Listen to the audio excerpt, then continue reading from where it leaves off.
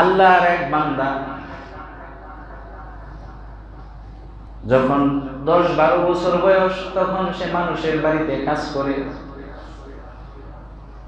গোলাম অবস্থায়, কৃতদাস অবস্থায় মানুষের বাড়িতে জীবনযাপন করতেছে। এই গোলামের একজন মহিলা মালিক ছিলেন। মহিলা মালিক প্রসব ব্যথা উঠেছে, প্রসব বেদনায় কাতর। গোলামকে ডাক দিয়ে বলছে, আমার জন্য একটু আগুনের ব্যবস্থা করো। ছোট গোলাম, বয়সে কনিষ্ঠ ছোট্ট বালক, আগুন আনার জন্য বাহিরে গেলেন। রাস্তার ভিতরে এক বিশাল বড় বুজুর্গের সাথে দেখা হয়ে গেল। পাগড়ি মাথায়, সাদা পাগড়ি, সাদা জুব্বা, সাদা দাড়িওয়ালা একজন মানুষ।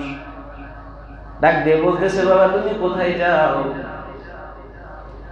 এই গোলাম বালক বলতেছে, আমি আমার মনিবার জন্য, মালিকার জন্য, আগুনের জন্য যাচ্ছি। তার প্রসব ব্যথা উঠেছে, আগুন নিয়ে আসবো। এই আল্লাহর বান্দা বলতেছে, তুমি যার জন্য আগুন নিয়ে যাচ্ছ, তার গর্ভে যে সন্তানটা প্রসব করবে, এটা একটা মেয়ে বাচ্চা হবে। এই মেয়ে বাচ্চাটা যদি জীবিত থাকে, তাহলে 100 ছেলের সাথে জেনা করবে, 100 মানুষের জীবন নষ্ট করবে। বলেন নাউযুবিল্লাহ। আরো একটা ভবিষ্যৎবাণী করছেন। গোলাম শুনে রাগান্বিত হলো, বলতেছে, আমি জীবিত থাকা অবস্থায় এই বাচ্চাটাকে জীবিত থাকতে দিব না। আগুন না নিয়ে দৌড়ে গিয়েছে ওই মালিকের বাসায়। বাসায় ঢুকে দেখে বাচ্চা প্রসব হয়েছে। আল্লাহর ওলি যেটা বলেছেন সেই কথাটাই দেখা যাচ্ছে। মেয়ে বাবু, মেয়ে বাচ্চা, কোনো কথা না শুনে, কারোর সাথে কোনো কথা না বলে, সরাসরি তার কোমরের ভিতরে ছোট্ট একটা ছুরি ছিল, এই ছুরি বের করে ওই বাচ্চাটার পেটে আঘাত করে নাড়ি বুড়ি বের করে ফেললো। আঘাত করে সে ওখান থেকে চলে গেল। সে ভেবেছিল এই মেয়েটা মৃত্যুবরণ করেছে, কিন্তু আল্লাহর রহমে, আল্লাহর দয়ায় মৃত্যু ফেরেশতা তার কাছে আসতে পারে নাই। অনেক জায়গায় এমন ঘটনা ঘটে যে একসাথে অ্যাক্সিডেন্ট হয়, মা সন্তান মায়ের গর্ভের মধ্যে থাকে, অ্যাক্সিডেন্টে মা মারা গেছে, কিন্তু গর্ভের সন্তান জীবিত আছে না নাই? আছে না নাই? জীবিত রাখছেন কে? জোরে বলতে হবে কে? আল্লাহ রাব্বুল আলামিন চাইলে বাঁচাইতে পারেন। ফ্লাইওভারের থেকে হোন্ডা অ্যাক্সিডেন্ট করে ফ্লাইওভার থেকে পড়ে 2 জন মানুষ, 3 জন মানুষ মৃত্যুবরণ করলো, কিন্তু সাথে থাকা ছোট্ট মেয়েটা কিন্তু এখনো জীবিত আছে না নাই? আল্লাহ রাব্বুল আলামিন চাইলে বাঁচায় রাখতে পারেন, চাইলে নিয়ে যাইতে পারেন। কার কোন জায়গায় মৃত্যু আছে কারো জানা নাই। এই মহিলার বাচ্চাটা, ছোট্ট বাচ্চাটাকে আল্লাহ রাব্বুল আলামিন জীবিত রাখলেন। দীর্ঘ সময় অতিবাহিত হওয়ার পরে এই গোলাম, এই 10 বছরের গোলামটা দূরে, অনেক দূরে চলে গিয়েছিল। সেখানে গিয়ে সেটেল হয়ে গিয়েছে, এখন কোটি কোটি টাকার মালিক। বিয়ের বয়স পার হয়ে যায়, বিবাহ করবে। ঘোষণা করলো যে আমার জন্য সুন্দরী, অপরূপ সুন্দরী একজন মহিলার ব্যবস্থা করো। তাফসীরের কিতাবে এসেছে যে এই যুবকের জন্য আল্লাহ তাআলা ওই মহিলার ব্যবস্থা করে রেখেছেন যাকে ছোটবেলায় ছুরির আঘাত করেছে। আল্লাহর এই গোলাম বান্দা এখন কোটি কোটি টাকার মালিক হয়ে সে অপরূপ সুন্দরী নারীকে বিয়ে করলো। বিয়ে করার পরে বাসর রাতে স্ত্রীর পেটের মধ্যে দেখে বিশাল বড় একটা আঘাতের দাগ। জিজ্ঞাসা করলো, তোমার এখানে আঘাত কি? আঘাত লেগেছে কিভাবে? এত বড় অপারেশন কবে হয়েছে তোমার? মহিলা বলে, আমার এটা অপারেশনের দাগ নয়, এই দাগটা দেখতেছেন ছোটবেলায় আমার যেদিন জন্ম হয়েছিল সেই দিন আমার মায়ের একজন গোলাম ছিল, 10 বছরের গোলাম।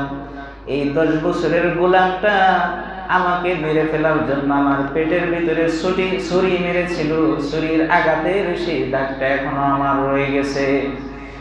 গোলামের বুঝার আর বাকি রইল না, যেটা ওই মেয়ে, যেই মেয়েকে মারার জন্য গোলাম ছুরি মেরেছিল, এই গোলাম বলতেছে ঘটনাটা তো মনে হয় আমার জানা আছে, তোমার নাম কি? বলে অমুক। তোমার বাবার নাম কি? অমুক। সবই তো জানি, কিন্তু তুমি যে ওই মহিলা এটা আমার জানা নাই। কয় কোন মহিলা? কয় তোমার পেটের যে আঘাত দেখো, এই আঘাতটা কিন্তু আমি তোমাকে করেছিলাম। আল্লাহর বান্দী বলতেছে কেন আমাকে আঘাত করেছিলেন? যুবক বলে আমি তোমার মায়ের গোলাম ছিলাম, কিন্তু আল্লাহর এক ওলি আমাকে বলেছিলেন যে তুমি জীবিত থাকলে 100 মানুষের জীবন নষ্ট করবে, চরিত্র নষ্ট করবে। মহিলা চোখের পানি ছেড়ে দিয়ে বলে, ও আমার স্বামী, আপনি যেহেতু জেনে ফেলেছেন আমি অমুক মহিলা, তাহলে শুনে রাখেন সত্যি আমি 100টা মানুষের জীবন নষ্ট করার পরে আমি এখন আপনার জীবনে আসছি। 100 মানুষের জীবন নষ্ট করছে, এখন চাইলে আমাকে আপনি মাইরে ফেলাইতে পারেন, কিন্তু আমি আল্লাহর কাছে তওবা করছি। স্বামী বলতেছে আমি তোমাকে মারবো না, তুমি একটা ভবিষ্যৎবাণী শুনেছ তুমি যে তোমাকে আমি মারছি। কেন মারছি? 100 মানুষের জীবন নষ্ট করবা সেই জন্য, কিন্তু আরেকটা ভবিষ্যৎবাণী আছে, আমি এটা তোমাকে বলি নাই। কেউ জানে না, জানে শুধু আমি আর আল্লাহ। যে আল্লাহর বান্দা আমাকে জানাইছিলেন যে তুমি 100 মানুষের চরিত্র নষ্ট করবা যদি জীবিত থাকো, তা আমি চাইছিলাম তুমি তো জীবিতই থাকো না। দ্বিতীয় নম্বর ভবিষ্যৎবাণী ছিল যে তোমার মৃত্যু হবে একটা মাকড়াসার কামড়ে। প্রথম ভবিষ্যৎবাণী তো সত্য হলো, এখন দ্বিতীয় ভবিষ্যৎবাণীটা সত্য কিনা এটা আমাকে জানতে হবে। স্ত্রী বলেন স্বামী আমাকে ক্ষমা করে দিলেন, আমাকে মারলেন না, তা আমাকে বাঁচার জন্য আপনি কি ব্যবস্থাপনা করবেন?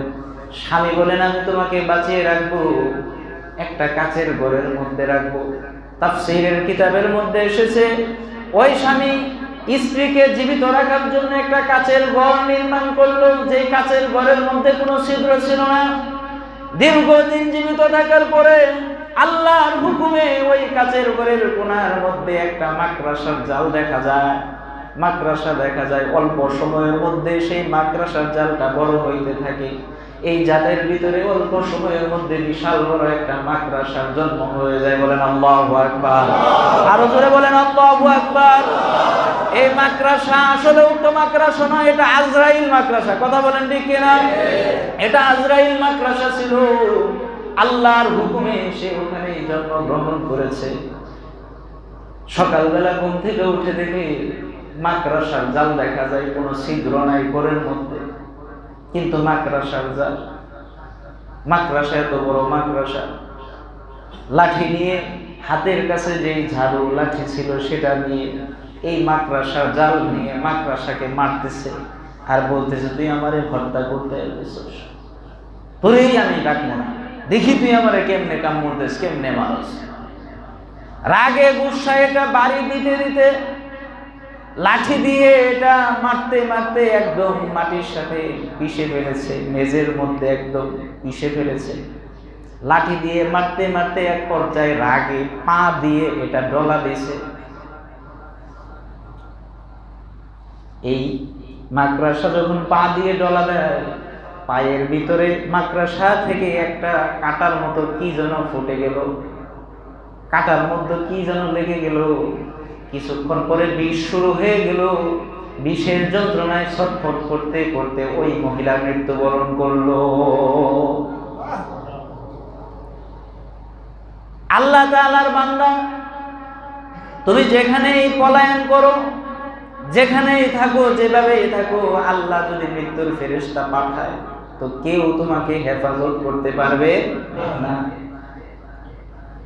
সময় আসার আগে আল্লাহ রাব্বুল আলামিন বলেন যে সময় আসার আগে তুমি তোমার হিসাব তুমি বিকাশ করে নাও, হিসাব তুমি কষে নাও। আল্লাহর নবী বলেন আল কাইয়িসু মান দানা নাফসাহু ওয়া আমিলা লিমা বাদাল মাউত। মৃত্যু তো সবার আসবে, কিন্তু মৃত্যু আসার আগেই যারা মৃত্যুর প্রস্তুতি গ্রহণ করবে তারাই হলো বুদ্ধিমান। সুবহানাল্লাহ। তারাই কি বুদ্ধিমান। মৃত্যু তো আসবে। কত জানাজার পড়েছি নামাজ, দিয়েছি কত দাফন। এই কথাটা একদিন আমার জন্য হবে যে আমি একদিন জানাজা হয়ে যাব, আমি একদিন দাফন হয়ে যাব, কাফন পরে আমাকে মাটিতে দাফন করা হবে, ঠিক কিনা ভাই? কিন্তু এটা এই দিন আসার আগেই আল্লাহ যেন আমাদের বুঝদান করে, আল্লাহ যেন আমাদেরকে জান্নাতের প্রস্তুতি নিয়ে জীবন চালানোর তৌফিক দান করে, বলেন আমিন।